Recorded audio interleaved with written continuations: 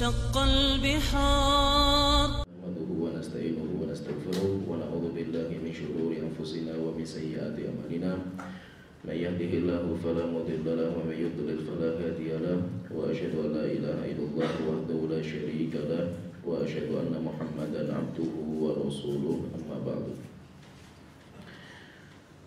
Insyaallah kita akan menjelaskan tentang 4 kaidah di dalam memahami tauhid kepada Allah Ta'ala.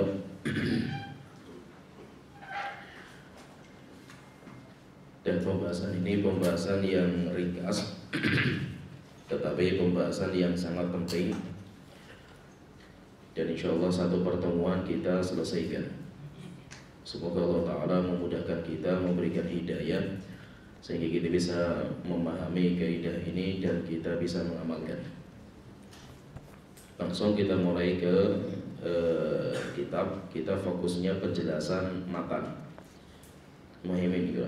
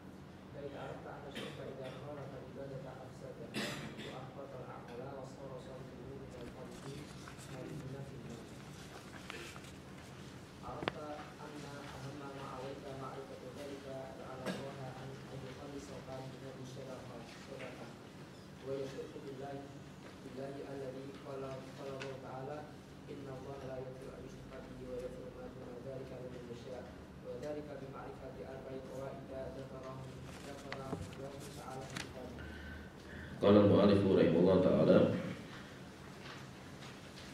Bismillahirrahmanirrahim. Beliau memulai dengan basmalah karena mengikuti Al-Quran. Al-Quran kitab suci yang sangat mulia dimulai dengan Bismillahirrahmanirrahim.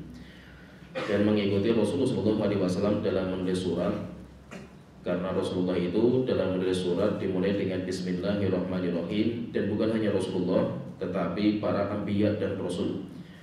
Nabi Sulaiman ketika menulis surat kepada Ratu Saba, isinya itu innahu min Sulaiman wa innahu bismillahirrahmanirrahim. Surat ini dari Sulaiman dan isinya itu awal kali adalah bismillahirrahmanirrahim. Begitu kata Imam Al-Bukhari. Imam Bukhari itu dalam kitab beliau dalam kitab Adabul Mufrad, beliau membuat sebuah bab Al-Basmalah Sodrul Risalah. Basmalah itu merupakan pembuka surat, dan surat itu termasuk tulisan. Kalau zaman Rasulullah itu yang ditulis ya surat antar sebuah negara, kerajaan ke kerajaan yang lain. Kalau kita termasuk kitab ilmiah, kitab ilmu, dimulai dengan Bismillahirrahmanirrahim. Kemudian yang ketiga, karena mengikuti metode ulama-ulama kita. Ulama-ulama kita dalam menulis, mereka memulai dengan Bismillahirrahmanirrahim. Penulis mengatakan, yaitu qala al-mu'allif rahimahullah ta'ala, as'alullah al-karima rabbal arsyil azim ayatawallaka fid dunya wal akhirati. Saya meminta kepada Allah yang maha mulia, Tuhan pemilik arsy, singgasana yang besar, semoga Allah mengurusi urusan kamu di dunia dan akhirat. Wa an yaj'alaka mubarakan aina ma kunta. Dan semoga Allah menjadikan kamu orang yang diberkahi dimanapun kamu berada. Wa an yaj'alaka mimman idza u'tiya syakara. Dan semoga Allah Ta'ala juga menjadikan kamu termasuk orang yang jika diberi bersyukur. Wa idza butuliya sabara, jika diuji dia bersabar. Wa idza adznaba astaghfara, kalau dia berbuat dosa dia beristighfar. Fa inna haula'i tsalath unwanu sa'adati, karena 3 perkara ini merupakan tanda kebahagiaan. Sebelum penulis itu menyebutkan ilmu dalam kitab ini, maka beliau itu memulai dengan doa. Dan itu metodologi beliau. Penulis itu setiap menulis apa saja pasti dimulai dengan doa. Dalam hampir semua kitab beliau itu.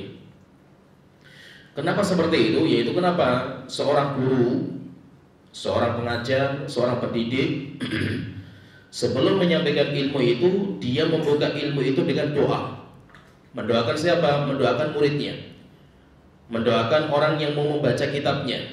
Kenapa seperti itu? Karena ilmu itu dibangun di atas rahmat. Ilmu Allah itu, ilmu kita belajar itu, ilmu itu dibangun di atas rahmat. Sehingga saya bisa mendapatkan ilmu karena Allah itu merahmati saya.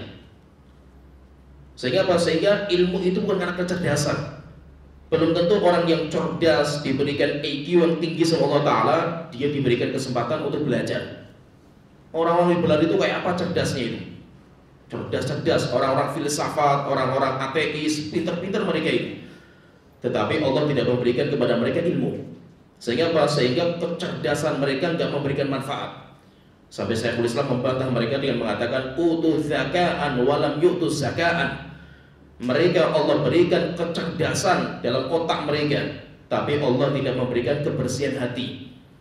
Sehingga orang-orang filsafat, orang-orang ateis, semakin cerdas mereka, semakin kufur mereka kepada Allah Ta'ala. Kenapa? Karena mereka diberikan kecerdasan tapi tidak diberikan rahmat. Termasuk rahmat itu apa? Ketika kita itu dimudahkan untuk belajar. Ilmu itu rahmat. Oleh itu ada silsilah hadis musalsal yang sangat terkenal sekali. Yaitu hadisnya itu ada seorang datang kepada gurunya mau belajar. Dia mengatakan apa? Setiap gurunya itu setiap mau menyampaikan itu pasti menyampaikan hadis Ar-Rahimun yarhamuhumur Rahman. Orang-orang yang merahmati orang lain maka nanti Allah akan merahmatinya. Termasuk merahmati itu apa? Ketika kita itu mengajarkan ilmu kepada seseorang. Oleh itu apa? Intinya itu kita pahami di sini itu bahwa ilmu itu rahmat Allah Ta'ala. Ilmu itu rahmat Allah Ta'ala. Sehingga siapa yang Allah rahmati, dia akan dimudahkan untuk mendapatkan ilmu. Kenapa? Karena ilmu itu rahmat. Dan Allah memberikan ilmu, apalagi ilmu agama, hanya kepada orang-orang yang Allah rahmati saja. Nah itu apa? Orang yang pintar belum tentu bisa belajar bahasa Arab, padahal dia pintar. Orang yang cerdas, profesor, doktor belum tentu menghafal Quran 30 juz bisa mereka ini. Kenapa? Karena itu ilmu agama. Ilmu agama itu bukan kecerdasan. Cerdas memang iya, penting. Sarana untuk belajar itu zakat, seperti kata Imam Syafi'i. Tetapi yang paling penting itu ilmu itu karunia Allah Ta'ala. Maka kalau kita itu ingin belajar, antum ingin mendapatkan ilmu, kita itu saling mendoakan. Oleh itu sebelum beliau itu menyampaikan ilmu, beliau doakan dulu muridnya. Kenapa? Karena ilmu itu pemberian Allah Ta'ala. Doa penulis yang didoakan kepada kita yang ingin mempelajari kitab ini itu, beliau mendoakan 3 doa. Dan bagus sekali doanya beliau itu. Yaitu penulis kitab ini itu mendoakan siapa saja yang ingin membaca kitab ini, mempelajari kitab ini dengan 3 doa. Sehingga kita ini yang belajar kitab ini, kita pun juga masuk ke dalam orang yang beliau doakan dengan 3 doa ini. Doa yang pertama beliau mengatakan ayyatawallaka fid dunya wal akhirati. Semoga Allah mengurusi urusan kamu dunia dan akhirat. Yatawallaka itu ngurusi. Al-mutasarrif li syu'un. Zat yang mutasarrif itu yang ngurusi semua kebutuhan kita. Semua kebutuhan kita itu Allah yang ngurusi itu. Itu kalau yatawalla dalam keumuman, yaitu kalau Allah itu sifatnya wali kepada siapa saja itu, kepada makhluknya itu, yaitu Allah yang mengatur semua urusan mereka itu. Tapi kalau orang-orang yang beriman, orang-orang yang Allah cintai itu, Allah mengatur mereka, ngurusi mereka dalam perkara yang mereka itu bisa mengambil manfaat, dalam perkara kebaikan. Jadi maksudnya yatawalla itu yaj'aluka waliyan. semoga Allah menjadikan kamu wali Allah Ta'ala dunia dan akhirat. Itu yang beliau maksudkan seperti itu. Bukan hanya ngurus urusan kita, memberikan kita makan, memberikan kita rezeki, bukan. Kenapa? Karena itu terlalu murah sekali itu. Karena orang kafir pun diberi sama Allah Ta'ala itu. Tetapi yang dimaksud dalam doa ini bukan hanya sekedar mengurusi saja, bukan. Tetapi maksudnya apa? Allah menjadikan kamu wali. Allah menjadikan kamu wali Allah dunia dan akhirat. Yatawallaka itu wala. Semoga Allah menjadikan kamu kekasihnya di dunia dan di akhirat. Kalau orang sudah mendapatkan gelar wali Allah, kekasih Allah itu, maka berarti semua urusan itu akan dipermudah sama Allah Ta'ala itu. Karena wali Allah itu la khaufun alaihim wala hum yahzanun. Orang kalau sudah menjadi wali Allah, kekasih Allah, dia tidak pernah takut dan sedih. Kenapa dia itu gak takut dan sedih? Karena dia merasakan inti kebahagiaan. Oleh itu kalau kita pahami, coba pahami. Bahagia itu apa itu? Kan banyak orang itu mencari kebahagiaan itu. Rupanya apa?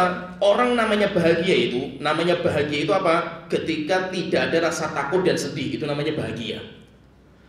Sedangkan kenikmatan yang bisa mengantarkan kepada kebahagiaan yang hakiki ini, yaitu seperti kita jadi ada sebuah kenikmatan kalau Allah memberikan kepada kita, semakin hilang rasa takut dan sedih kita itu. Berarti apa? Berarti kita itu menjadi orang yang paling bahagia dunia dan akhirat lah itu. Karena Allah mencintai kita itu. Tapi perhatikan di sini, jika ada sebuah kenikmatan, semakin bertambah nikmat itu kok semakin takut dan sedih, berarti itu bukan kenikmatan, itu azab. Jadi pahami ini. Jadi ada sebuah kenikmatan yang sejati, ada namanya azab. Cuma kita nggak merasa terazab. Padahal kita itu sedang diazab sama Allah Ta'ala itu. Itu apa? Sebuah kenikmatan yang kita rasakan, nikmatlah itu. Tetapi kenikmatan itu semakin banyak nikmat yang kita rasakan, kok rasa sedih dan takut itu semakin nggak ada itu, semakin hilang itu. Maka berarti apa? Berarti itu murni kenikmatan. Tapi kenikmatan yang kita anggap itu nikmat, tapi kok semakin bertambah, semakin takut dan semakin sedih kita, berarti itu azab yang disegerakan. Saya contohkan misalkan itu. Kita belajar, semakin kita itu memiliki ilmu, semakin kita memiliki ilmu. Pertanyaan, ilmu kita semakin bertambah itu, semakin ilmu kita bertambah itu, rasa takut dan sedih kita itu semakin bertambah atau semakin berkurang itu? Rupanya wali-wali Allah itu semakin berilmu mereka nggak ada rasa takut dan sedih lagi di dunia ini. Mereka nggak pernah khawatir masalah dunia, nggak pernah khawatir masalah apa saja itu. Kenapa? Yang mereka khawatirkan hanya surga dan neraka itu. Dunia nggak ada rasanya sama sekali bagi mereka itu. Sehingga apa? Berarti ilmu agama itu kenikmatan yang sejati. Coba lihat dunia sekarang ini. Ketika harta kita bertambah, pertanyaan, semakin berkurang rasa sedih dan takut kita nggak itu? Rupanya apa? Semakin bertambah dunia kita, rasa takut semakin menjadi-jadi. Sehingga apa? Saking takutnya dan sedihnya kita itu, kita semakin kaya nggak bisa tidur kita ini. Semakin stres hidup kita itu, semakin takut kalau harta kita berkurang. Berarti menunjukkan apa? Menunjukkan dunia itu yang tidak mengantarkan kepada kebaikan itu sebenarnya azab yang disegerakan sama Allah Ta'ala itu. Jadi maksudnya itu, Allah itu kalau sudah mencintai kita, Allah sudah menjadikan kita sebagai wali, maka nanti semuanya akan diurusi sama Allah Ta'ala. Bukan berarti wali itu gak punya masalah. Ini pahami ini. Orang yang Allah cintai itu bukan berarti gak punya masalah. Nabi Muhammad itu masalah banyak. Beliau punya masalah sama istrinya, sampai sempat istrinya mau diceraikan sama beliau. Beliau juga punya masalah dengan anaknya. Anaknya meninggal dunia semua sebelum Rasulullah meninggal dunia, kecuali Fatimah. Fatimah itu cuma 6 bulan hidupnya setelah Rasulullah SAW itu. Rasulullah juga punya masalah ikonomi, sampai kata istrinya mengatakan 3 kali hilal, kami melihat 3 kali hilal, rumah kami gak pernah dinyalakan api karena gak punya bahan makan yang bisa dimasak itu. Apakah Rasulullah gak punya masalah itu? Seperti yang kita keluhkan itu, Rasulullah punya masalah, banyak masalahnya beliau itu. Sakitnya beliau 2 kali lipat dari kita itu. Tetapi kalau orang yang dicintai sama Allah Ta'ala itu, semuanya diberikan jalan keluar terbaik. Sedangkan orang-orang yang kafir itu, orang-orang yang nggak dicintai sama Allah Ta'ala itu, masalah-masalah yang mereka rasakan sebagai azab bagi mereka itu. Oleh itu fahami di sini itu, bukan berarti Nabi, bukan berarti orang soleh, orang mukmin itu nggak punya masalah itu. Masalah mereka itu besar sekali itu. tetapi mereka itu menjadikan masalah hidup mereka itu sebagai kenikmatan. Akhirnya apa? Mereka biasa saja ini. Bukan berarti biasanya mereka nggak punya masalah itu, tetapi mereka itu menikmati masalah yang Allah berikan kepada mereka itu. Beda sama orang kafir itu. Ketika mereka punya masalah stres, akhirnya mereka jadi orang gila, sampai akhirnya mereka bunuh diri. Kenapa? Stresnya mereka terhadap masalah mereka ini. Begitu kalau orang itu sudah jadi wali itu, semuanya akan dimudahkan urusannya sama Allah Ta'ala. Wa may yattaqillaha yaj'al lahu makhraja. Siapa yang bertakwa kepada Allah Ta'ala, Allah akan memberikan jalan keluar terbaik. Bukan berarti gak punya masalah, ada masalah tapi ada jalan keluarnya itu. Wa yarzuquhu min haitsu la yahtasib, dan Allah akan memberikan rezeki tanpa disangka-sangka. Dan buah dari kewalian itu, kalau kita itu dijadikan oleh Allah sebagai wali, kita itu akan dicintai sama Allah Ta'ala. Itu buahnya apa itu? Buahnya itu Allah akan menjadi mata kita, Allah akan menjadi tangan kita, Allah akan menjadi mulut kita. Sebagaimana dalam hadis yang terkenal sekali namanya hadis aulia, hadisul wali. Rasulullah mengatakan, Allah Ta'ala berfirman dalam hadis qudsi, "Ma taqarraba ilayya 'abdi." Tidaklah hambaku mendekatkan diri kepada saya dengan amalan yang paling saya cintai kecuali yang saya wajibkan. Salat 5 waktu, puasa Ramadan, dan yang lainnya amal wajib. Setelah itu Allah Ta'ala mengatakan, "Wa ma taqarraba ilayya 'abdi." Tetapi jika hambaku sudah menjalankan yang wajib dan dia terus mendekatkan kepada saya dengan amal yang sunnah, hatta uhibbah, sampai saya cintai orang itu. Kalau saya sudah mencintai orang itu, saya akan menjadi matanya ketika dia melihat, saya akan menjadi mulutnya ketika dia itu berbicara, saya akan menjadi tangannya ketika dia itu memegang, saya akan menjadi kakinya ketika dia itu melangkah. Kalau dia berdoa, pasti saya kabulkan doanya itu. Dan kalau dia minta pertolongan kepada saya, pasti akan saya berikan pertolongan ini. Nah, jadi buahnya wali itu apa? Kalau kita jadi wali, Allah itu buahnya apa? Allah itu akan menjadi mata kita. Maksudnya apa? Allah akan memperbaiki mata kita sehingga tidak melihat kecuali yang baik saja. Allah akan memperbaiki mulut kita sehingga tidak mengucapkan kecuali yang baik saja, wali itu. Allah akan memperbaiki telinga kita sehingga tidak mendengar kecuali yang baik. Tangan kita, kaki kita akan diperbaiki itu. Sehingga apa? Semua urusan dunia dan akhirat itu semuanya baik. Kenapa? Karena dia menjadi kekasih Allah Ta'ala. Ini doa yang pertama, doa yang luar biasa ini. Kemudian doa yang kedua, penulis mengatakan, wa an yaj'alaka mubarakan aina ma kunta, dan semoga Allah menjadikan kamu orang yang diberkahi dimanapun kamu berada. Berkah, orang yang diberkahi. Apa itu orang yang diberkahi itu? Berkah itu apa? Barokah atau berkah. Berkah itu apa? Berkah itu adalah al-khair katsir wa thubutu, kebaikan yang banyak dan tetap. Berkah itu diambil dari bahasa Arab namanya birkah. Jadi ada berkah atau barokah, ada birkah. Birkah itu apa? Tandon air. Sifatnya tandon air itu apa sifatnya itu? Air yang banyak itu dikumpulkan jadi satu sehingga menjadi banyak. Dan sifatnya itu apa? Menyimpan air dan menetapkan air sehingga air itu nggak tumpah kemana-mana itu, tidak merembes. Itu namanya tandon. Demikian juga apa? Barokah. Barokah itu apa? Kebanyakan yang terserak-serak itu, yang banyak itu dikumpulkan jadi satu dan ditetapkan sehingga apa? Tidak tumpah kemana-mana itu, tidak merembes kemana-mana kebaikannya itu. Itu namanya barokah. Berarti orang yang barokah itu apa? Orang yang kebaikannya banyak. Maksudnya itu apa? Kalau kita dijadikan orang yang barokah itu maksudnya apa? Setiap kita ada pasti manfaat itu ada. Dan itu sifatnya para anbiya dan rasul. Oleh itu Nabi Isa itu ketika dilahirkan, Nabi Isa itu ketika dilahirkan kan ibunya itu Maryam itu bernazar untuk tidak ngomong. Akhirnya ketika Maryam itu pulang bawa bayi, ditanya sama masyarakatnya, "Wahai Maryam, dari mana kau punya bayi? Kamu kan bukan seorang yang punya suami. Kamu juga dari keluarga yang baik juga itu." Fa'asyarat ilaih, Maryam mengisyaratkan kepada bayinya. Yaitu maksudnya tanya sama bayi itu. Akhirnya mereka mengatakan, "Kaifa nukallimu man kana fil mahdi sabiyya?"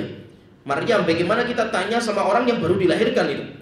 Akhirnya Nabi Isa mengatakan, "Qala inni Abdullah, saya itu hamba Allah. Inni Abdullah, ataniyal kitaba wa ja'alani nabiyya." Allah memberikan kepada saya kitab suci dan Allah menjadikan saya nabi. Setelah itu apa kata Nabi Isa itu? Wa ja'alani mubarakan aina ma kuntu, dan Allah menjadikan saya orang yang diberkahi dimanapun saya berada. Wa awsani bis sholati waz zakati ma dumtu hayya. Allah mewasiatkan saya untuk sholat dan zakat selama saya masih hidup. Maksudnya apa? Semua nabi itu barokah. Apa itu barokah itu? Al khair katsir, banyak sekali kebaikannya itu. Oleh itu apa? Yang kita cari itu barokahnya. Barokah dari kenikmatan yang kita miliki, bukan banyaknya. Kenapa? Banyak tapi nggak barokah, nggak ada manfaatnya itu. Tapi yang kita cari itu barokahnya itu. Ada umur yang barokah. Apa itu umur yang barokah itu? Umurnya pendek tapi manfaatnya banyak sekali itu. Syekhul Islam berapa umurnya itu? 40 tahun. Imam Nawawi Syekhul Islam meninggal belum menikah. Umurnya pendek. Imam Syafi'i umurnya 54 tahun itu. Tapi karyanya beliau, manfaatnya sampai sekarang masih bisa dirasakan itu. Kalau orang yang umurnya nggak barokah itu apa? Umurnya panjang, kalau ditanya manfaatnya apa? Hasil karyanya mana itu? Nggak ada manfaatnya itu, berarti umurnya nggak barokah. Uang yang barokah, maksudnya apa? Uang sedikit tapi manfaatnya banyak itu. Terkadang apa? Ada orang yang kerjanya itu biasa gitu. Tukang becak, kerjaannya itu cuma jadi tukang becak itu. Berapa kalkulasi matematika nggak nyambung itu. Antara gaji dengan pengeluaran itu, kebutuhan hidup keluarganya nggak nyambung sama sekali itu, hitungan matematika itu. Tapi anaknya banyak, anaknya semuanya bisa kuliah dan semuanya bisa dibiayai itu. Dari mana uangnya? Nggak masuk akal uangnya itu. Itu namanya orang yang uangnya itu barokah. Demikian juga bahwa terkadang mulutnya itu barokah. Apa mulut yang barokah itu? Lisannya itu. Lisannya itu kalau ngomong nggak terlalu banyak omongannya itu, tetapi semuanya manfaat. Sehingga yang dia ucapkan itu hanya mutiara dan mutiara itu. Sedangkan orang yang nggak barokah itu ucapannya sampah. Sehingga apa? Orang itu kalau di dekat dia nggak betah itu. Kenapa? Ucapannya itu sampah itu. Berarti apa? Orang itu nggak ada barokahnya itu. Sehingga kalau kita itu sudah barokah, berarti apa? Dimanapun kita berada pasti ada manfaatnya. Sehingga apa? Orang itu senang duduk sama kita itu. Kenapa senang sama kita? Karena kita itu memberikan manfaat itu. Itu namanya orang yang diberkahi. Kemudian doa yang ketiga, wa ayyaj'alaka mimman idza u'tiya syakara. Dan semoga Allah itu memberikan kepada kamu kunci kebahagiaan. Rupanya apa? Kunci kita bahagia itu cuma 3. Kenapa? Karena kita dalam hidup dunia itu, kata para ulama mengatakan, tidak akan lepas dari 3 perkara. Kita tidak akan lepas dari 3 perkara. Maka kalau kita sudah punya kuncinya, maka kunci kebahagiaan itu kita dapatkan itu. Namanya miftahus sa'adah, kunci kebahagiaan. 3 perkara itu apa? Kata para ulama mengatakan nikmatun wasilah. Nikmat yang terus Allah jor-jorkan kepada kita itu. Namanya nikmatun wasilah. Kemudian musibatun fasilah. Musibah yang Allah timpakan dengan pelan-pelan. Itu enggak dijor-jorkan seperti kenikmatan itu. Kemudian yang ketiga itu sayyi'atun hasilah. Kejelekan, dosa yang pasti akan kita kerjakan. Sehingga perkataan ulama itu ada 3. Nikmatun wasilah, musibatun fasilah, kemudian sayyi'atun hasilah. Jadi ada 3 ini. Kita dalam hidup itu nggak pernah lepas dari 3 ini. Entah itu berupa kenikmatan yang kita rasakan kenikmatan itu kita anggap sebagai kenikmatan yang terus dicor-corkan sama Allah Ta'ala itu. Allah ngasih kepada kita kenikmatan itu cor-coran itu. Atau yang kedua itu kita itu akan mendapatkan musibatun fasilah. Fasilah itu musibah yang didatangkan pelan-pelan, nggak dicor-corkan musibah itu. Sehingga kalau kita itu lebih banyak nikmatnya daripada nggak nikmatnya itu. Jadi ini musibatun fasilah. Kemudian yang ketiga itu sayyi'atun hasilah. Yang ketiga itu pasti kita itu terjatuh dalam kejelekan. Sehingga manusia itu pasti dia itu akan mendapati 3 perkara ini. Mendapatkan kenikmatan, mendapatkan musibah, dan mendapatkan dosa. Nah, tinggal kita itu kalau dikasih kunci sama Allah, caranya itu, cara menyikapi, cara membuka masalah itu, maka kita akan bahagia itu.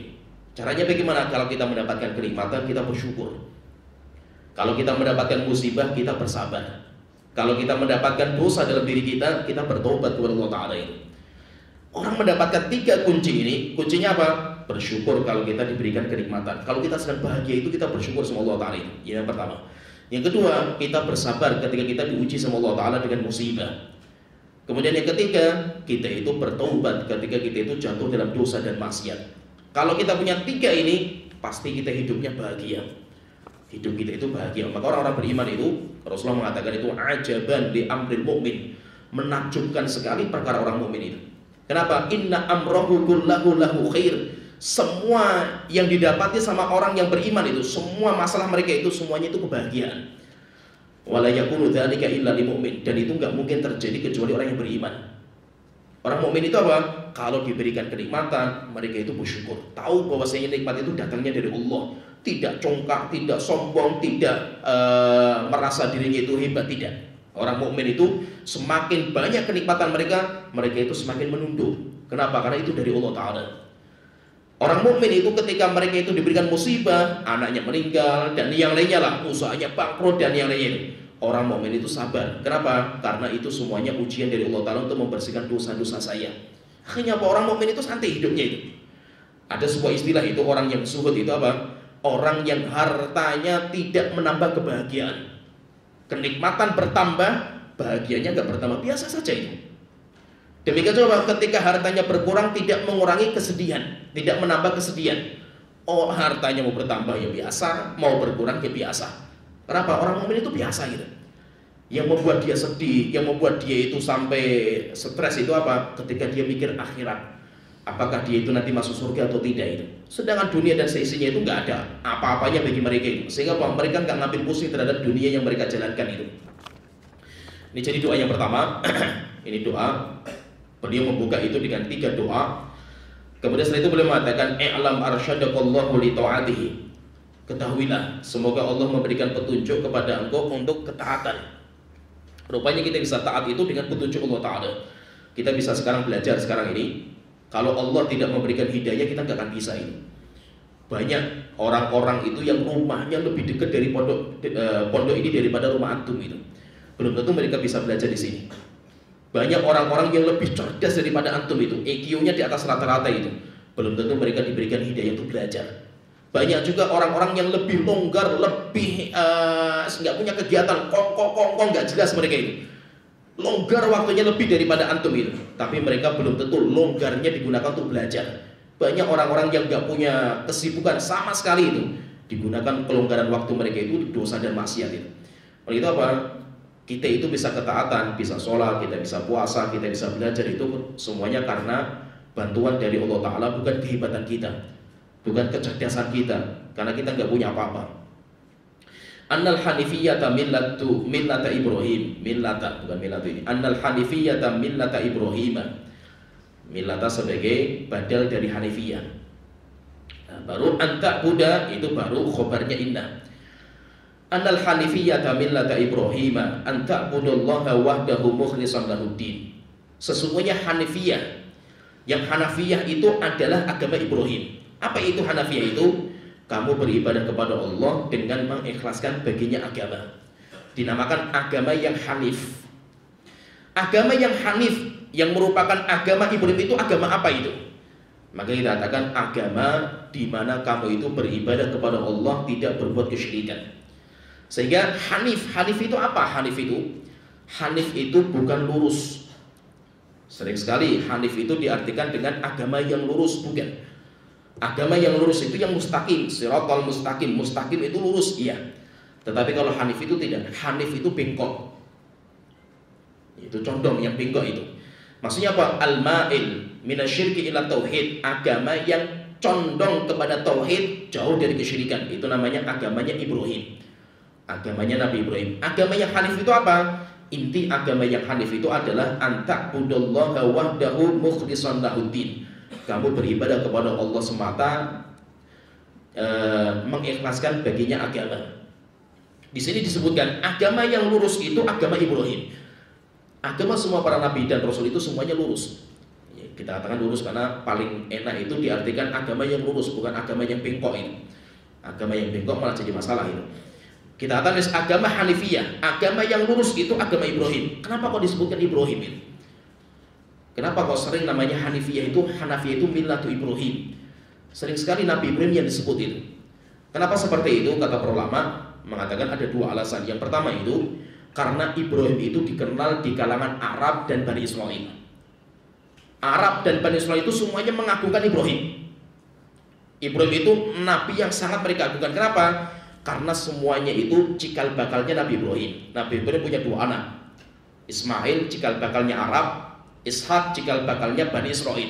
Sehingga orang Arab dan orang Bani Israel semuanya penyanjung dan pengagung Nabi Ibrahim. Bahkan orang Yahudi mengatakan saya itu agama Ibrahim, saya itu Ibrahim itu. Orang Kristen mengatakan enggak, saya itu yang Ibrahim kan itu. Orang Muslim juga mengatakan ya Ibrahim itu saya itu. Kenapa? Tiga agama itu semuanya pengagum Nabi Ibrahim. Maka itu Nabi Ibrahim yang dimunculkan sama Allah Ta'ala. Kenapa? Disepakati oleh semua agama Nabi Ibrahim itu. Ini alasan yang pertama kenapa Ibrahim yang dimunculkan. Yang kedua, karena Nabi Ibrahim itu sebagai julukan Abul Anbiya, bapaknya para nabi dan rasul. Dan itu hebatnya Nabi Ibrahim. Masya Allah kalau kita perhatikan sejarahnya Nabi Ibrahim itu. Sedangkan nanti baca Al-Quran itu Masya Allah itu. Nabi Ibrahim itu orang yang doanya paling banyak Allah sebut dalam Al-Quran. Sedangkan Nabi yang paling banyak ceritanya dalam Al-Quran itu Nabi Musa. Tapi itu cerita. Tapi Nabi yang paling sering berdoa sampai doanya disebutkan sama Allah dalam Al-Quran itu Nabi Ibrahim. Doanya banyak sekali Nabi Ibrahim itu. Dan kalau kita perhatikan inti doanya Nabi Ibrahim itu, sifatnya Nabi Ibrahim itu, perhatikan ini pentingnya. Nabi Ibrahim itu tidak bangga ketika dirinya diangkat menjadi manusia terhebat, manusia mulia. Tetapi Nabi Ibrahim itu menyertakan anak keturunannya itu. Oleh itu Allah Ta'ala mengatakan itu, wahai Ibrahim, kita akan mengangkat untuk itu menjadi imam. Apakah Nabi Ibrahim bangga? Ya, setuju saya itu. Enggak. Nabi Ibrahim mengatakan, qala wa min dzurriyyati. Tuhanku, kalau saya diangkat jadi imam, saya tidak akan puas itu. Kecuali apa? Keturunan saya diangkat juga menjadi imam-imam manusia itu. Sehingga Nabi Ibrahim itu ingatnya itu keturunannya itu. Coba Nabi Ibrahim ketika bangun Ka'bah itu, kemudian dibikin sebuah Ka'bah kan, Nabi Ibrahim doanya panjang sekali itu. Sampai Nabi Ibrahim itu mengatakan dalam doanya dan Allah kabulkan. Dan di antara doanya Nabi Ibrahim itu Nabi Muhammad itu, Rabbana wab'ats fihim rasulan. Tuhanku, tolong utus kepada negeri yang sekarang saya bikin Ka'bah itu, nanti utus di sini itu seorang rasul yang mengajarkan kepada mereka. Akhirnya siapa yang dikabulkan itu? Nabi Muhammad. Maka itu Nabi Muhammad ketika ditanya itu, Muhammad, bagaimana awal kenabian kau itu? Maka beliau mengatakan dakwatu abina Ibrahim. Saya itu memulai dijadikan sebagai nabi itu karena awalnya itu karena doa kakek saya. Itu siapa itu? Nabi Ibrahim.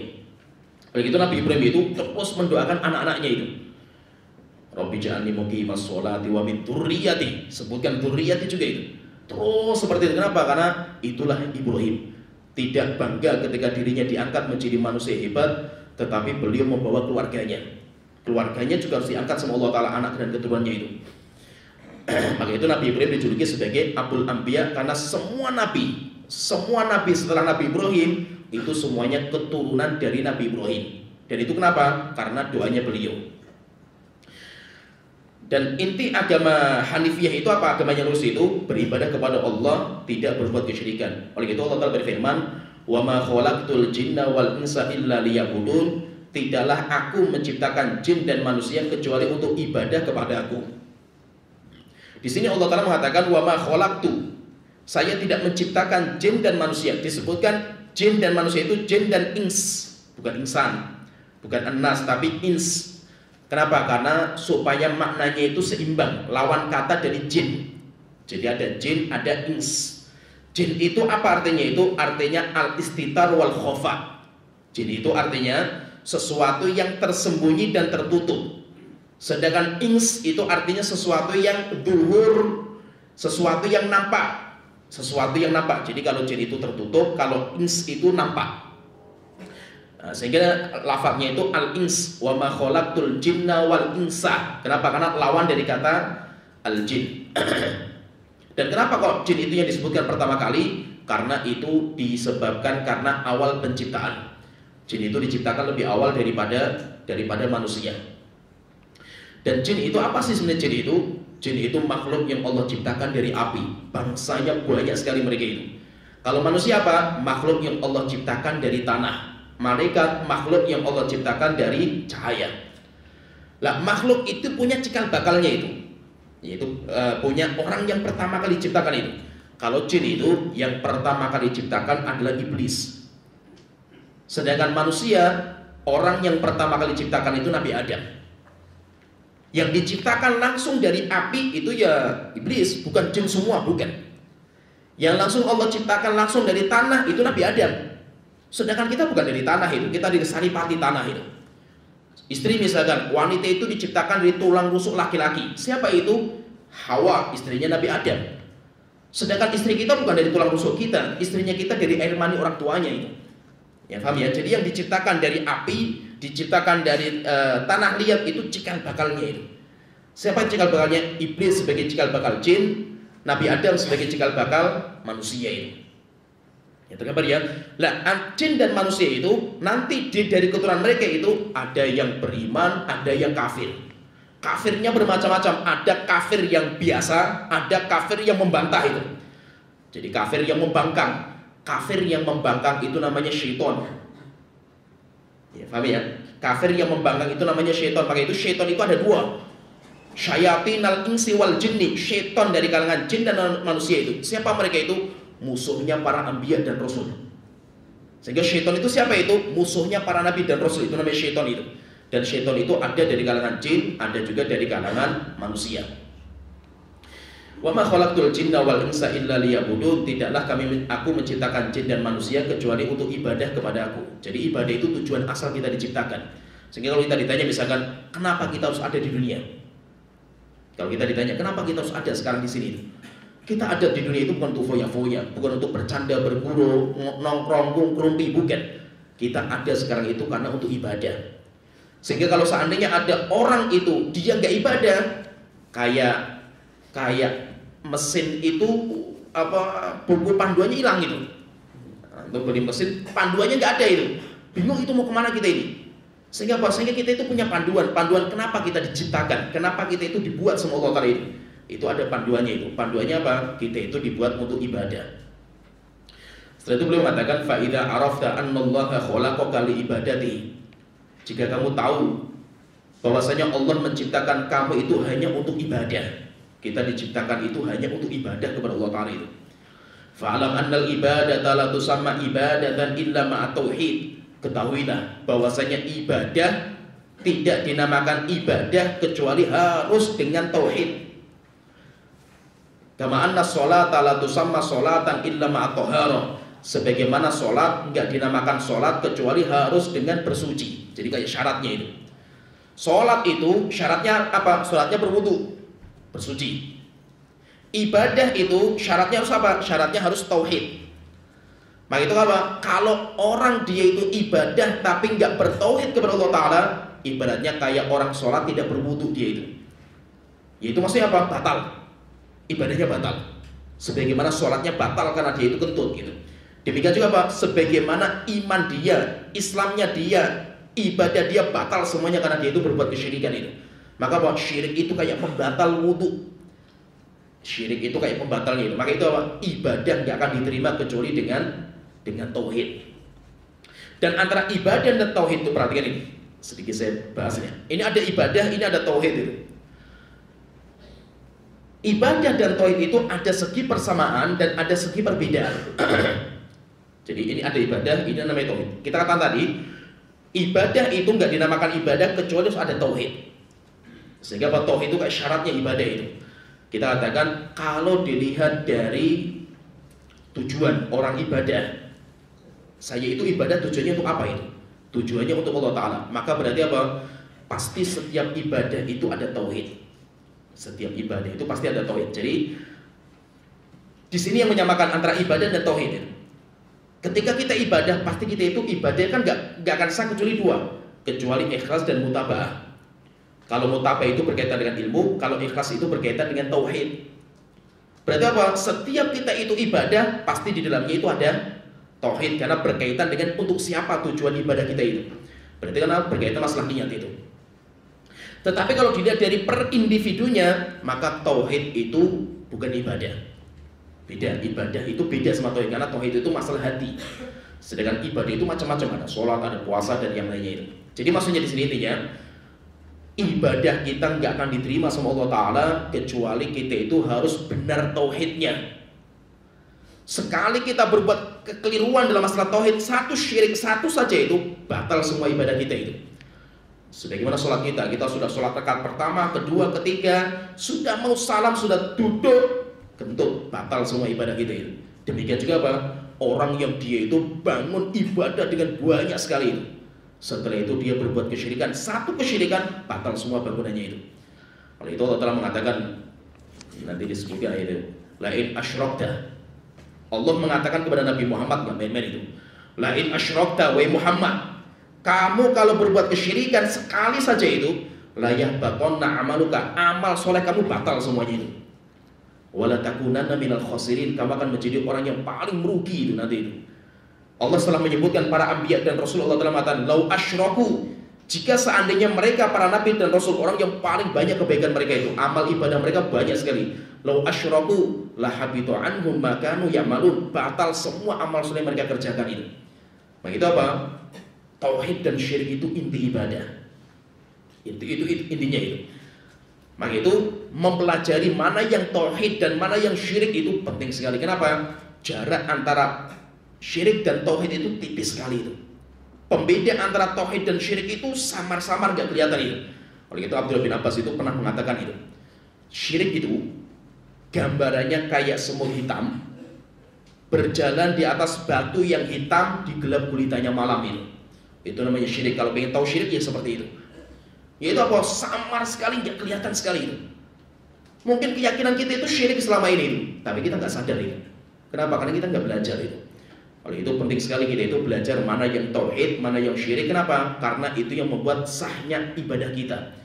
Kalau seandainya kita itu berbuat kesyirikan sekali, batal semua amal soleh yang kita kerjakan, gak ada manfaatnya itu.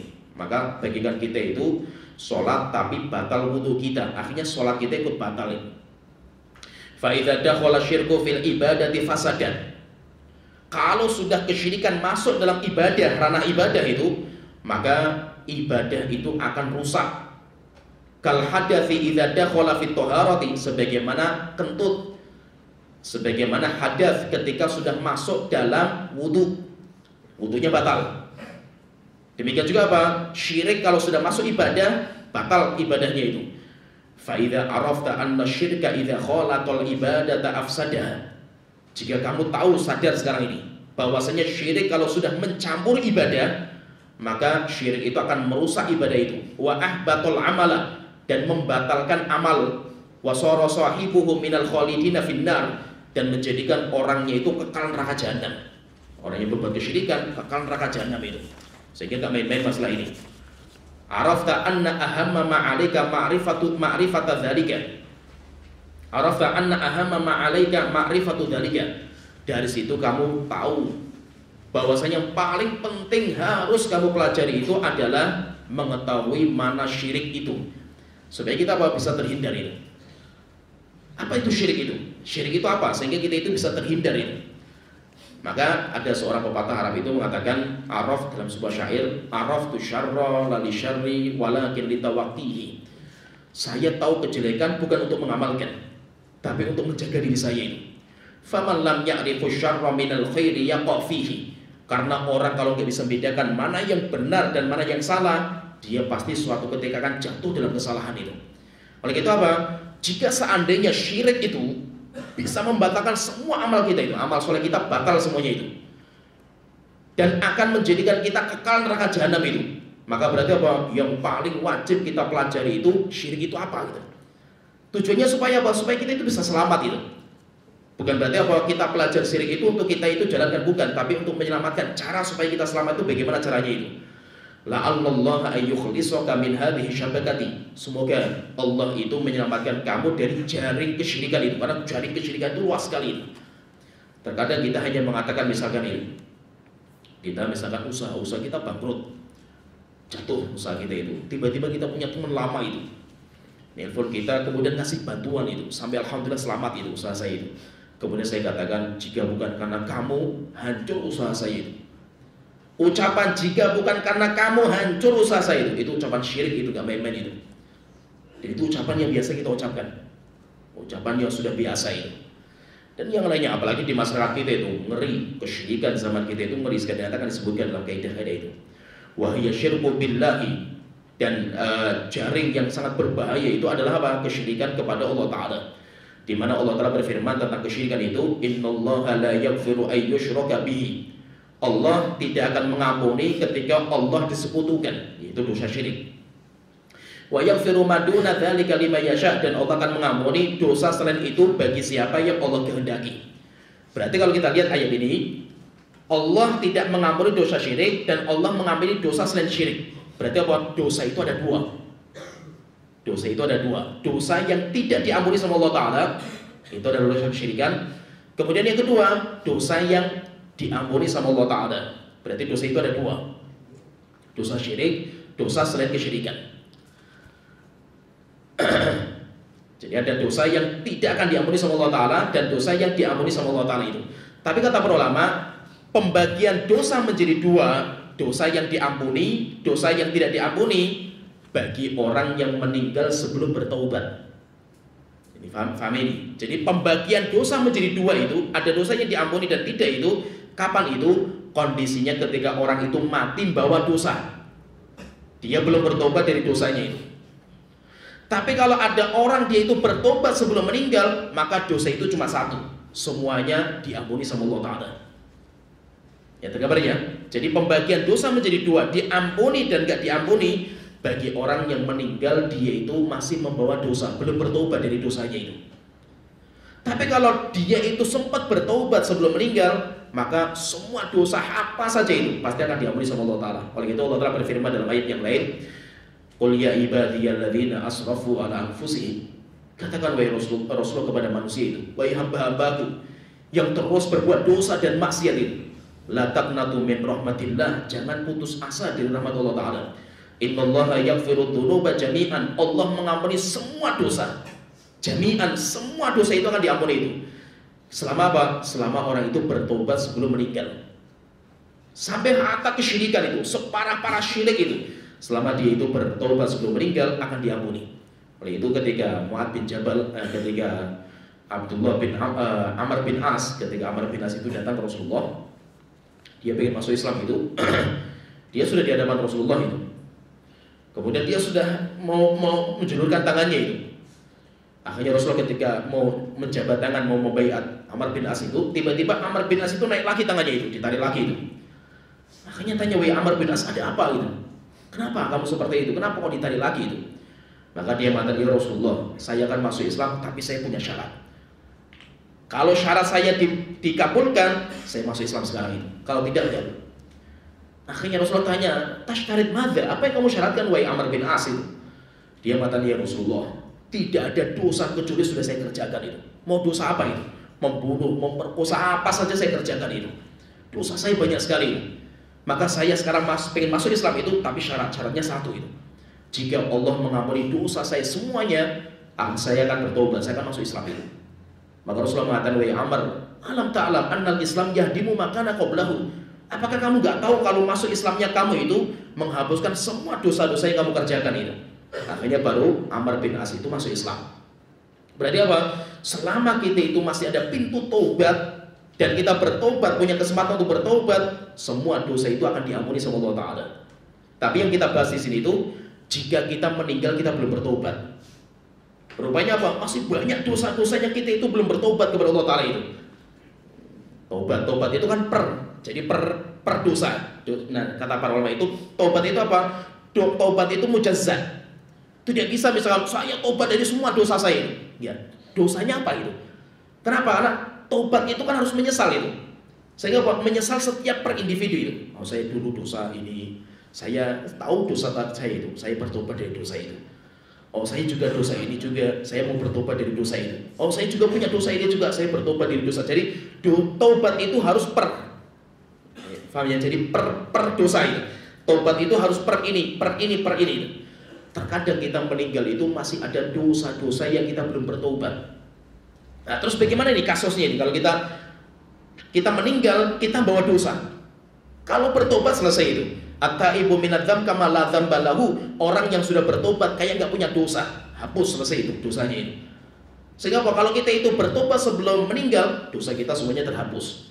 Jadi kayak kita nggak punya dosa. Tapi pembahasan kita itu, kita meninggal kita itu bawa dosa. Maka kata para ulama, dosa yang Anda bawa di hari kiamat nanti itu dibagi jadi dua.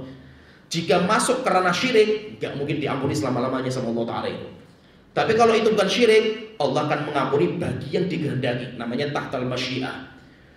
Kalau Allah mengampuni, langsung dimasukkan ke surga. Kalau tidak, dibersihkan dulu sama Allah Ta'ala itu. Dan kok kenapa dibedakan seperti itu? Allah akan melihat hati kita itu. Ada orang berbuat dosa, tapi dia punya hati yang bersih.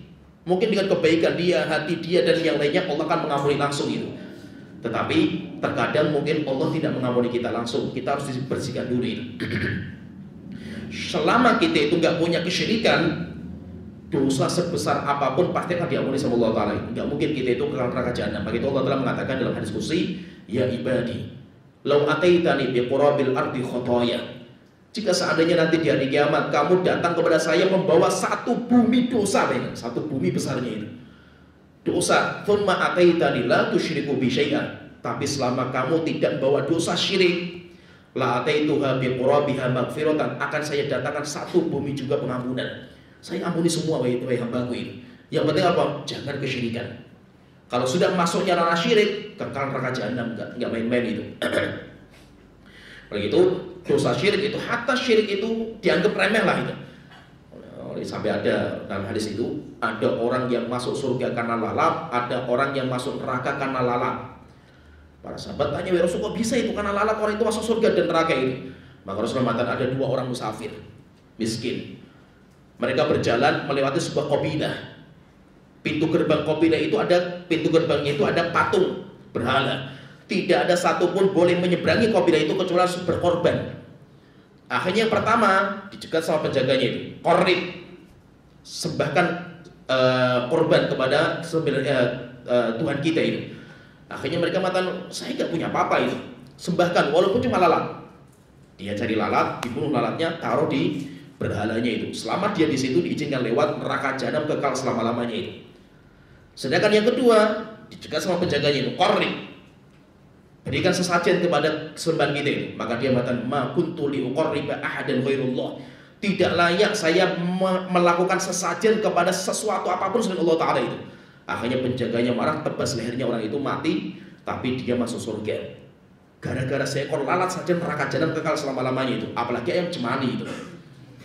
Cemani kayak apa itu? Apalagi kerbau kan gitu, lebih besar lagi itu. Kekal neraka jahanam orang itu. Sehingga buat syirik gak main-main itu. Karena kesyirikan itu kalau kita bawa dosa syirik ini, berarti kita itu tidak akan diampuni sama Allah Ta'ala. Tapi kalau kita itu masih bisa punya kesempatan untuk bertaubat segera. Biasanya pelaku dosa dan maksiat itu apa? Taubatnya itu ditunda-tunda itu. Wa gharratkumul amaniyu, angan-angan itu menipu kalian itu. Nanti sebentar lagi lah itu, sebentar lagi saya masih muda, Belanda masih jauh kan itu. Oh, Belanda masih jauh kan, masih muda saya itu. Mumpung masih muda itu foya-foya dulu. Kalau sudah ompong, sudah lemas baru ke masjid gitu. Mumpung masih muda gitu. Belum sampai masa tua mati orang itu kan gitu. Demikian juga Pak Fir'aun pun kayak gitu. Fir'aun itu tahu yang dibawa sama Nabi Musa itu benar, tapi angan-angan nanti. Sampai akhirnya ketika tenggelam, sadar dia mati, baru Fir'aun itu mengatakan, amantu annahu la ilaha illalladzi amanat bihi banu Israil. Saya sekarang beriman, tidak ada sesembahan Tuhan yang layak untuk kita sembah kecuali Tuhannya Bani Israil. Dan saya termasuk orang dolim saya itu. Akhirnya apa? Allah gak terima tobatnya. Kenapa? Karena dia bertobat yughorhir, dalam kondisi pintu tobat sudah tertutup ketika sakratul maut. Begitu maksudnya itu, kalau kita itu masih ada pintu tobat terbuka, maka segera bertobat kepada Allah Ta'ala. Dosa kita seberapa besarnya pun Allah akan menerima. Bahkan terkadang itu, fahami ini, terkadang itu, kenapa kok Allah itu menakdirkan kita itu harus berbuat dosa? Harus kita itu berbuat dosa? Gak mungkin kan? Kalau kita nggak punya dosa, Allah akan hancurkan kita itu. Sampai Rasulullah mengatakan, laulam tudhnibu, kalau kalian itu nggak punya dosa, la dhahaballahu bikum, Allah akan musnahkan kalian. Kenapa? Kalian nggak layak untuk menjadi manusia kalau nggak punya dosa itu. Yang nggak punya dosa itu siapa? Malaikat. Kalau kalian nggak punya dosa, akan dilenyapkan kalian, diganti dengan kaum yang berbuat dosa itu. Kenapa? Karena kita itu manusia itu. Pertanyaan, kenapa kok kita itu ditakdirkan untuk berbuat dosa manusia itu? Hebatnya lagi apa? Sudah manusia itu bergelimang dosa dan maksiat, kita itu menjadi penghuni surga terbanyak umat Islam itu. Sedangkan malaikat gak ada yang masuk surga. Coba malaikat gak punya dosa, ya kan? Gak punya dosa malaikat itu, tapi malaikat tidak mendapatkan surga, kenikmatan, tidak. Sedangkan manusia bergelimang dalam dosa dan maksiat, tapi Allah sediakan surga. Walaqad karramna bani Adam, saya Allah mengatakan, kami telah muliakan Nabi Adam dibandingkan dengan malaikat. Kenapa? Karena Allah memberikan surga bagi manusia, Allah tidak memberikan surga bagi malaikat. Padahal kalau ditanyakan, malaikat gak punya dosa, mereka yang lebih layak ini. Bukan. Kenapa kita ditakdirkan untuk berbuat dosa? Karena setiap kita berbuat dosa, kemudian kita bertobat kepada Allah Ta'ala, semakin tinggi derajat kita ini. daripada sebelum kita berbuat dosa itu. Ini paham ini. Jadi dosa itu sebenarnya apa? Dosa itu untuk menaikkan derajat. Jadi untuk naik tingkat kelas lagi itu, semakin tinggi kelas kita itu. Berbuat dosa, tobat lagi, naik lagi tingkatannya itu. Maka itu apa? Terkadang setelah kita itu bertobat dari dosa, keutamaan kita itu tinggi derajatnya, kita lebih mulia daripada sebelum kita berbuat dosa itu. Nah itu Nabi Adam, coba perhatikan itu, Nabi Adam diciptakan sama Allah langsung masuk surga. Pertanyaan Nabi Adam itu amalnya apa? Nabi Adam gak punya amal itu. Nabi Adam kan masuk surga, amalnya apa? Gak ada amal, diciptakan langsung suruh masuk surga itu. Setelah itu ditakdirkan Nabi Adam itu makan buah yang dilarang. Setelah itu Nabi Adam harus turun, dosa itu Nabi Adam itu berbuat dosa, turun. Ketika turun ke dunia, menjalani beratnya kehidupan dunia itu, Nabi Adam nanti akan kembali ke surga. Tapi kata para ulama, surganya Nabi Adam yang nanti lebih tinggi daripada surganya Nabi Adam yang dulu. Kenapa? Karena nanti itu sudah dilalui dengan berbagai macam ujian. Ujian bisa berupa 3 tadi itu. Sehingga apa? Itu untuk menaikkan kelas kita itu. Maka itu apa? Kita itu memang ditakdirkan harus jatuh dalam dosa. Kenapa? Karena Allah itu suka sekali dengan taubat kita itu. Sehingga apa? Sehingga yang diinginkan sama Allah itu bukan dosanya, bukan. Tetapi yang diinginkan sama Allah itu taubatnya kita. Setelah itu beliau mengatakan, wa dzalika bi ma'rifati arba'i qawaida dzakarahu Allah taala fi kitabih. Pertanyaan sebelum kita masuk. Innallaha la yaghfiru ay yushraka bihi. Saya tanya yang belajar bahasa Arab. An yushraka. An kemudian masuk fi'il mudhari' mansub. Itu maksudnya apa aslinya? Abid. Hah? An kemasukan fi'il mudhari' aslinya itu apa? Masdar. Aslinya itu isim. Namanya masdar apa? Masdar muawwal. Itu aslinya itu isim, masdar. An wa ma dakhala 'alaiha fi ta'wilil masdar taqdiruhu isyrakan bihi. Pertanyaan. Masdar itu nakirah atau ma'rifah? Masdar muawwal itu. Yang belajar bahasa Arab ini. Nakirah atau ma'rifat? Nakirah. Masdar itu nakirah. Jalas tu julusan, nakirah. Berarti aslinya di sini itu innallaha la yaghfiru isyrakan bihi. Isyrakan bihi. Asli seperti itu, jumlahnya itu, kalimatnya itu. Innallaha la yaghfiru ay yushraka bihi, aslinya innallaha la yaghfiru isyrakan bihi. Isyrakan bihi nakirah. Nakirah fi siyaqin nafi. Kaidahnya itu, karena sebelumnya ada la. Dan isyrakan itu nakirah. Nakirah fi siyaqin nafi itu yufidul umum, semua bentuk syirik, kecil maupun besar. Pertanyaan sekarang, pertanyaan di sini. Berarti kalau syirik kecil itu diampuni sama Allah nggak dosanya itu? Ya, Ibu Hemi. Hah? Habib? Hah? Khilaf yang rojih? Hah? Yang buat mana ini? Jadi kan syirik itu ada 2. Semuanya dinamakan kesyirikan. Bedanya itu ada syirik besar, syirik kecil. Syirik besar itu yang menghapuskan semua amal. Orang berbuat syirik besar, semua amal soleh selama bertahun-tahun batal semuanya, itu namanya syirik besar. Kalau syirik kecil itu membatalkan amal yang dicampuri saja itu. Seperti riya, orang ibadah puasa. Kenapa kamu puasa? Supaya saya itu langsing. Nah, berarti kamu bukan puasa, diet kamu itu kan itu. Ya. Jadi kita ibadah tujuannya bukan karena Allah Ta'ala, maka itu batal puasanya itu, pahala puasa nggak ada. Itu namanya syirik kecil. Kemudian syirik besar itu mengekalkan orang ke neraka jahanam, kekal selama-lamanya itu. Kalau syirik kecil enggak, dia tetap akan masuk surga itu. Ya paham ya? Syirik besar mengeluarkan orang itu dari Islam, sehingga dia bukan muslim lagi itu. Kalau syirik kecil itu dia masih seorang muslim.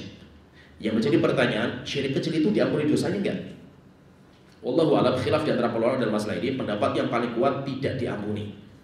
Kenapa? Karena secara bahasa itu nakirah fi siyaqil umum. Fi siyaqin nafi itu yufidul umum, tidak diampuni. Tetapi pertanyaan, apakah dia itu kekal neraka jahanam? Tidak. Maksudnya apa? Orang yang datang kepada Allah bawa dosa syirik hatta kecil tetap akan dibersihkan di neraka jahanam. Tidak mungkin langsung diampuni sama Allah Ta'ala. Harus dicuci di neraka jahanam, harus paten. Sudah paten itu. Tetapi kalau dosa selain syirik, minum khamr, berzina, narkoba, dia bawa dosa itu sebelum bertobat itu. Bertobat dia belum bertobat, meninggal itu. Maka nanti tahtal masyiah. Terkadang Allah langsung ampuni semua. Terkadang Allah akan bersihkan dulu itu. Tapi kalau syirik kecil paten harus diazab orang itu. Oleh itu syirik itu hatta namanya syirik kecil itu lebih bahaya daripada dosa dan maksiat. Maka kita para ulama mengatakan orang sholat niatnya bukan karena Allah, dosanya melebihi berzina, minum khamr dan membunuh. Orang kata, kan saya sholat daripada saya nggak sholat lebih dosa lagi gitu. Karena kalau nggak sholat dihukumi kafir sama Rasulullah itu. Jadi kalau nggak sholat malah dosa lagi. Oleh itu apa? Orang yang pertama diazab di neraka jahanam itu siapa? Mujahid, orang yang hafal Quran, orang yang sedekah. Ini kan amal-amal terbaik itu. Tapi kenapa mereka pertama kali diazab di neraka jahanam? Karena mereka itu tujuannya bukan karena Allah. Yang berjihad tujuannya supaya dikenal sebagai seorang yang pemberani, yang dermawan, yang pintar Al-Quran. Akhirnya dia nanti akan diseret ke neraka jahanam. Dan untuk memahami kaidah kesyirikan, syirik itu apa? Kaidahnya itu kaidah globalnya. Nanti kalau rincinya, beliau penulisnya itu anak kitab namanya Kitab Tauhid. Rinci sekali itu, bagus pembahasan. Masalah ini syirik ini tauhid itu bahas secara rinci. Namanya Kitab Tauhid. Kalau ini sebagai mukadimah, maka beliau akan menyebutkan kaidah umum. Cara memahami kesyirikan itu apa? Masuk ke kaidah yang pertama. Abid, ikut Abid.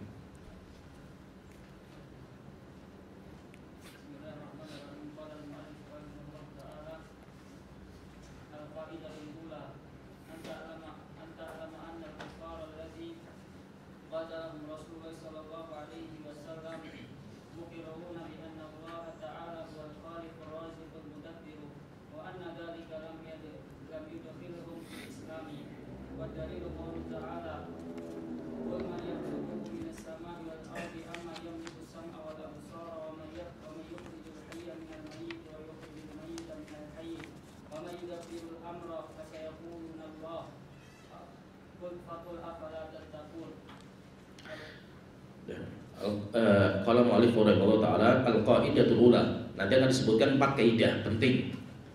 Kaidah awal memahami kesyirikan. Syirik itu apa? Itu kaidahnya bagus sekali itu. Kaidah yang pertama, anta'lama annal kuffar alladzina qatalahum Rasulullah muqirruna bi anna Allah huwal khaliqul mudabbiru wa anna dzalika lam yudkhiluhum fil Islam.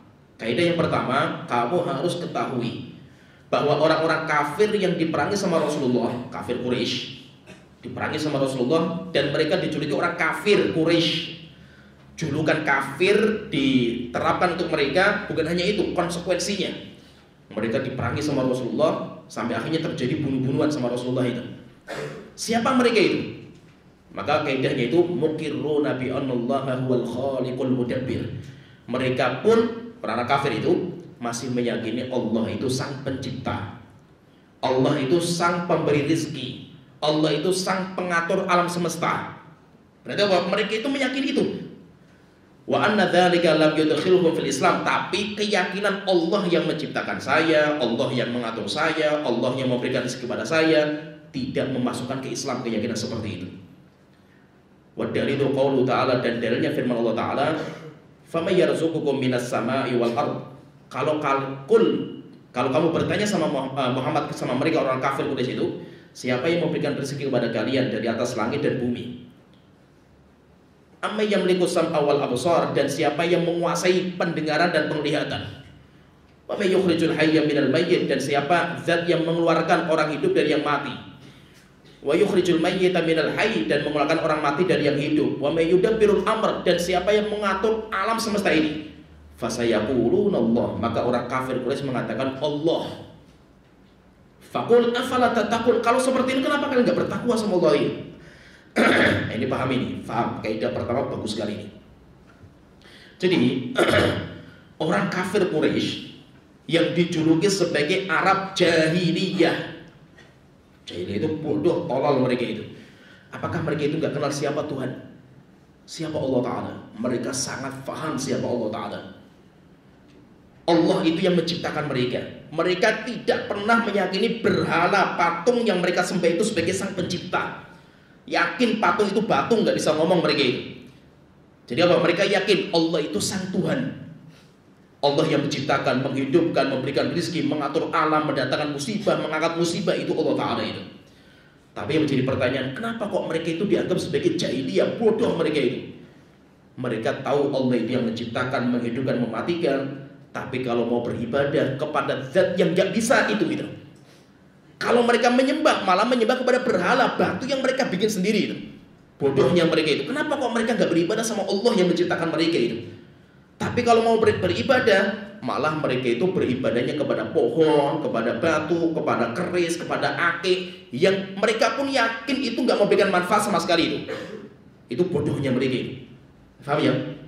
Jadi apa? Nanti penulis itu dalam kitab Kasyfus Syubhat lebih ngeri lagi itu, beliau menyebutkan itu. Rasulullah itu diutus kepada kaum mereka haji, kepada kaum yang mereka itu ibadah kepada Allah Ta'ala itu. Coba ya, mereka itu orang kafir Quraisy itu mereka ibadah haji mereka itu. Bahkan subhanallah, pengagungan mereka kepada Allah, mereka itu ngagungan Allah, bukan gak kenal sama Allah Ta'ala itu. Yaitu Nabi Muhammad itu apa? Diutus kepada kaum yang sangat cinta sama Allah itu, kepada kaum yang sangat mengagungkan Allah Ta'ala itu. Tapi kenapa masih dihukumi kafir? Masih dihukumi orang musyrik, bahkan diperangi sama Rasulullah itu, gak main-main itu. Kenapa? Karena mereka keyakinan seperti ini tidak memasukkan ke Islam, sampai mereka ibadah hanya kepada Allah Ta'ala itu. Jadi yang memasukkan ke Islam itu apa? Ibadah.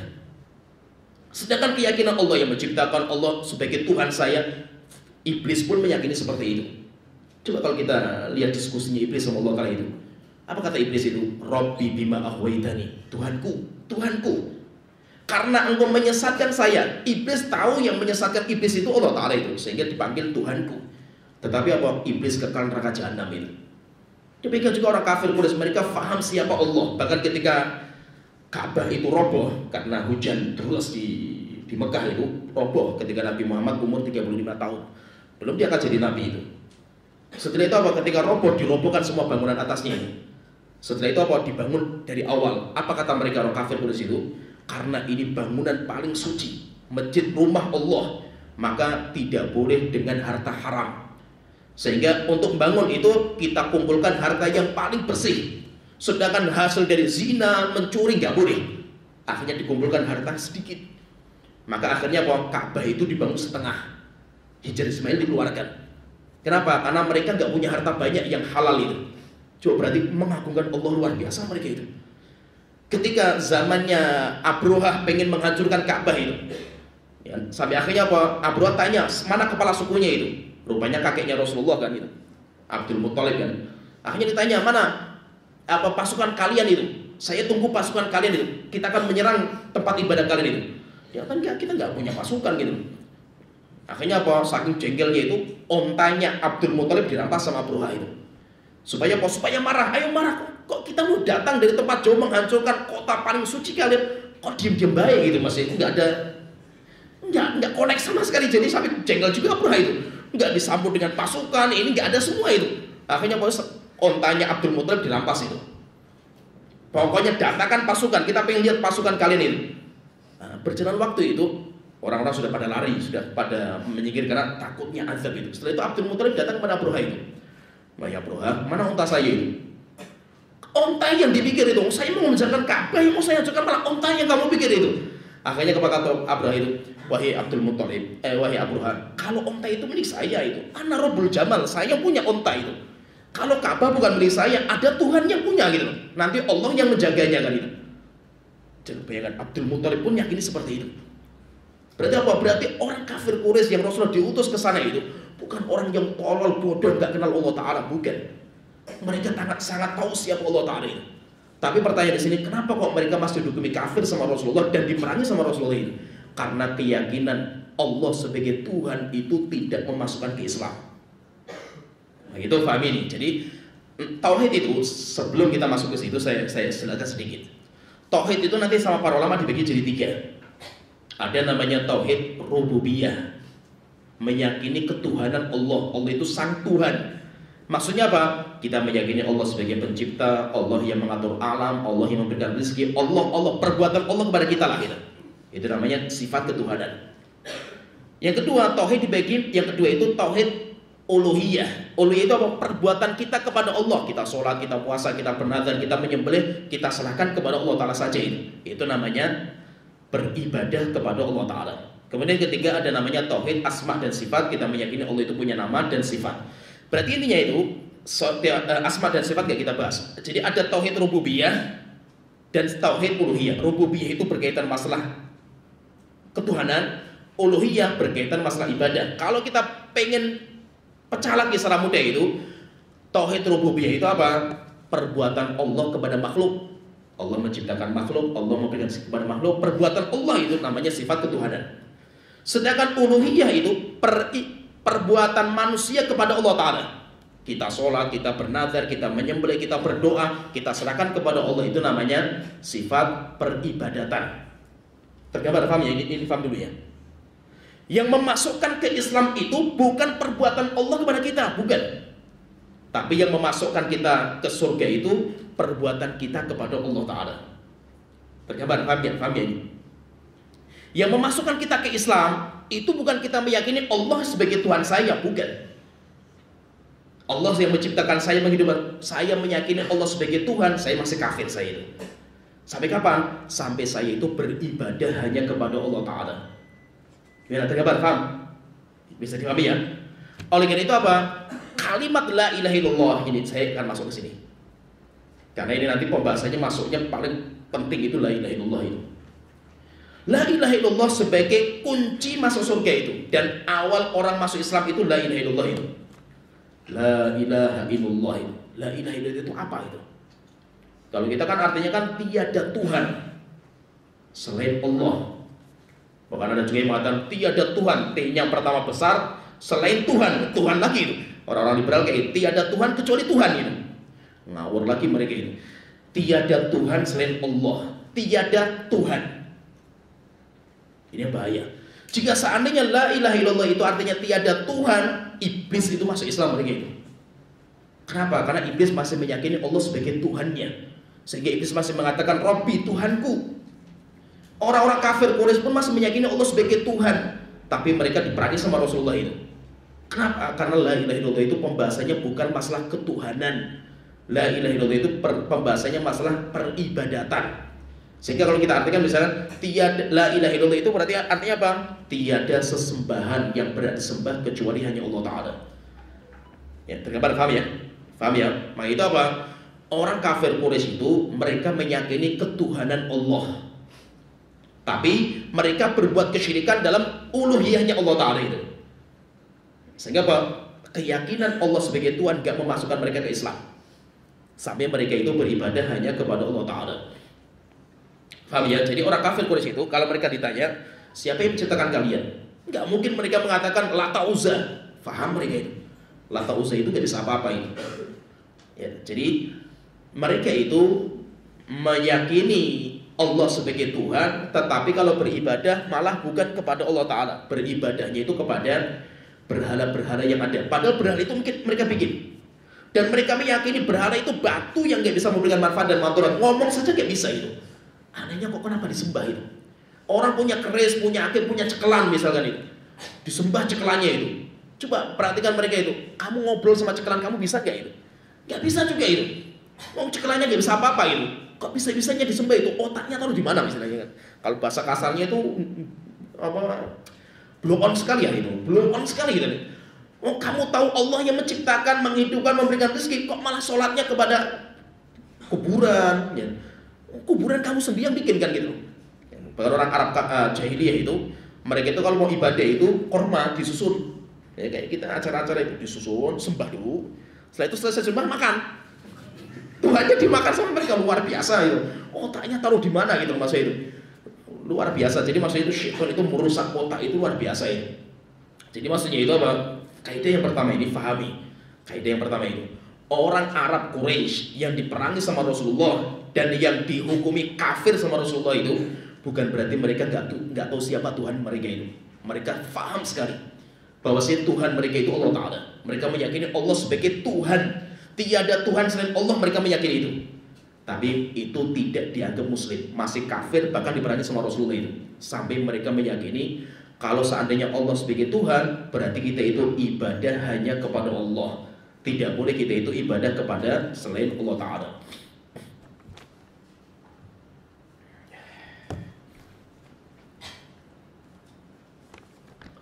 Mana mau lanjut kayaknya? Ya.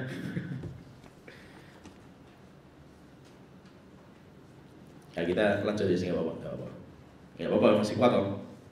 Ya. Nanti setelah maghrib isya ini kita masuk ke kaidah 3-4 itu lumayan juga. Kaidah ketiga penting.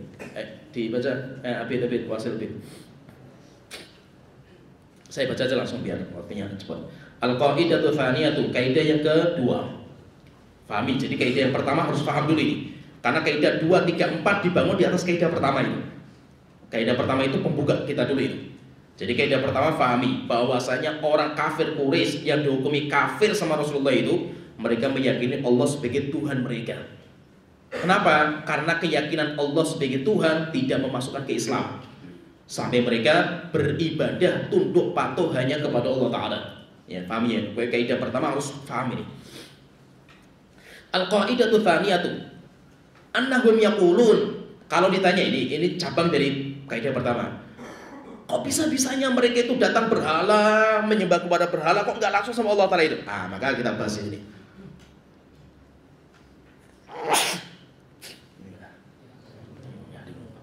Annahum yaqulun, mereka itu mengatakan ketika menyembah berhala itu, mada'unahum, siapa yang menyembah berhala itu? Kita nggak menyembah berhala itu. Mada'unahum, kita nggak pernah berdoa kepada berhala, wa tawajjahna ilaihim, kita sujud kepada berhala, tidak. Illa litolabil qurbati wasyafaati, kecuali kita itu tujuannya untuk minta kedekatan dan syafaatnya berhala itu, untuk mendekatkan diri kepada Allah Ta'ala. Wa dalilul qurbati, jadi ada qurbah dan syafaat. Kata para ulama, qurbah dan syafaat itu kalau disandingkan, qurbah dan syafaat itu kalau disandingkan itu, qurbah itu kan kedekatan. Qurbah itu kedekatan kepada Allah Ta'ala. Kalau syafaat itu untuk meminta syafaat dari orang lain. Bedanya apa? Qurbah itu untuk melengkapi kebaikan. Kalau syafaat untuk menutupi kejelekan, kekurangan. Jadi biasanya syafaat itu berkaitan masalah dosa. Saya punya dosa, saya punya kekurangan, saya punya ini, saya minta syafaat Nabi Muhammad untuk supaya Allah mengampuni dosa saya itu. Sedangkan qurbah itu untuk melengkapi kebaikan kita itu. Semakin dekat kebaikan kita itu.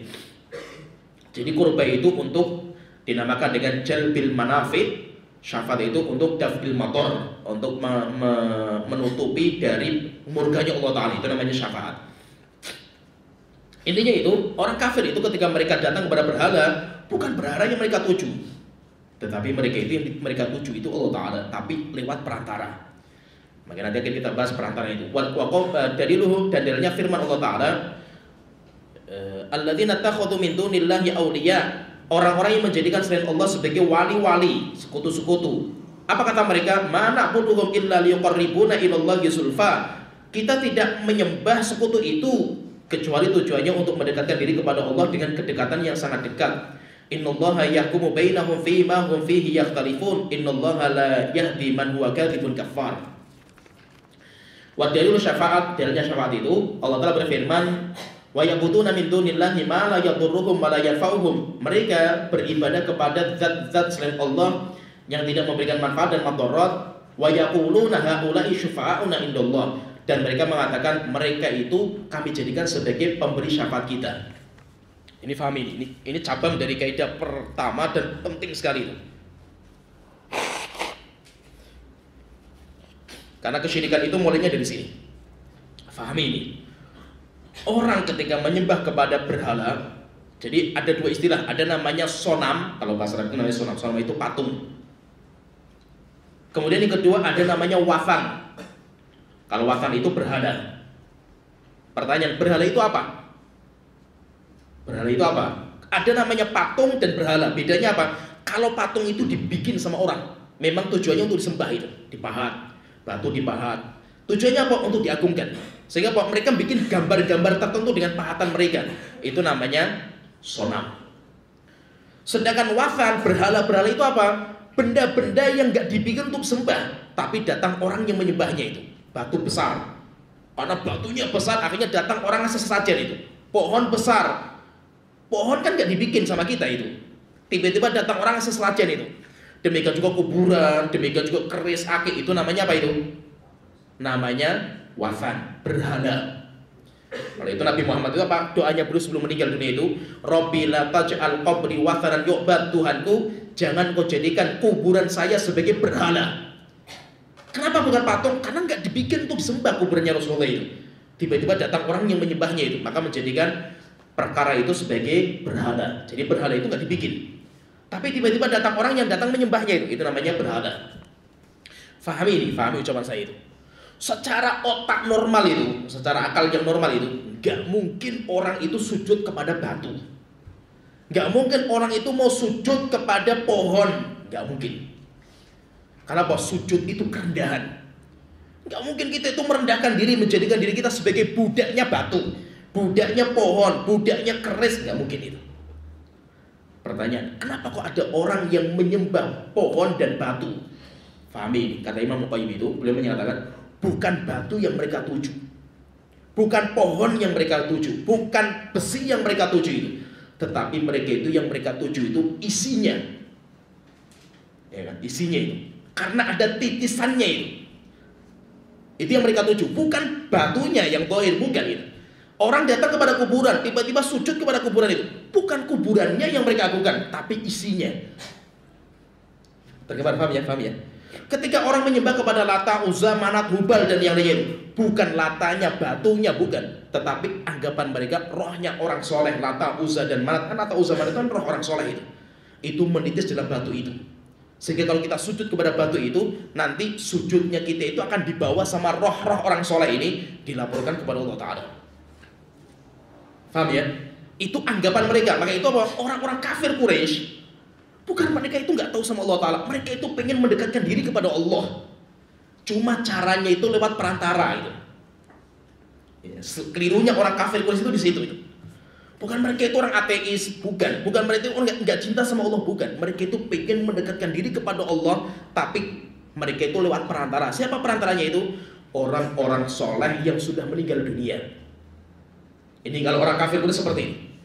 Sehingga apa? Mereka itu tahu yang bisa menciptakan, menghidupkan itu Allah.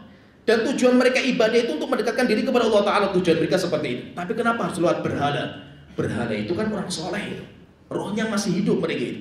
Itu mendekatkan diri kepada Allah Ta'ala itu. Kalau mereka ditanya, kenapa kalian menyembah kepada berhala? Apa kata mereka? Siapa yang menyembah itu? Goblok sekali menyembah berhala kan itu. Kita itu nyembah Allah gitu loh. Tapi kita banyak dosa. Kita lewat perantara wali-wali Allah kan gitu.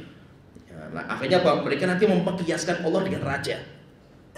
Kita misalkan pengen bawa proposal kepada Pak Presiden, langsung ke Istana Negara, yuk kita diusir sama ajudan Presiden kan gitu. Terus bagaimana kalau kita bawa proposal itu? Jangan langsung ke Pak Presiden. Pak Presiden nggak kenal kita gitu. Lewatnya siapa? Lewatnya supirnya, lewatnya menterinya. Nanti biarkan menteri yang membawakan itu. Sehingga apa? Mereka mengatakan kita itu banyak dosa. Kalau kita banyak dosa, kita minta sama Allah nggak mungkin dikabulkan karena kita itu berbuat dosa dan maksiat. Terus kalau kita minta sama Allah lewatnya mana? Lewatnya menteri-menterinya Allah itu. Siapa menteri-menterinya Allah itu? Para wali-wali Allah, orang-orang soleh yang dekat sama Allah yang sudah meninggal dunia. Itu wali-wali Allah Ta'ala itu. Tergambar paham ya? Sehingga apa? Orang kafir Quraisy ketika mereka menyembah kepada batu, bukan batu yang mereka tuju. Goblok sekali kalau mereka menyembah batu, nggak bisa ngomong, nggak bisa apa-apa kan?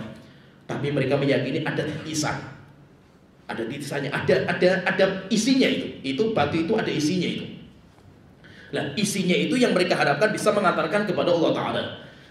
Dan itu syiriknya orang zaman dulu kafir Quraisy dengan orang-orang zaman sekarang itu gak beda.